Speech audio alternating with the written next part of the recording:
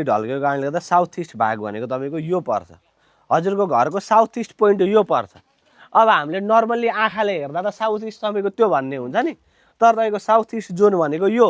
अब तपाईँले ग्यास चाहिँ यहाँनेरि पूर्व फर्केर खाना बनाउने तपाईँको ग्यासको सिलिन्डरको ग्यास राख्ने चाहिँ यहाँदेखि यहाँसम्मको बिचमा ग्यास यो भागमा बस्नु पर्यो। तर आगो र पानी एउटै रोमा कहिले पनि हुँदैन। आगो र पानी एउटै रोमा भयो भने घरमा डिस्कस झैझगडाहरू बढ्छ।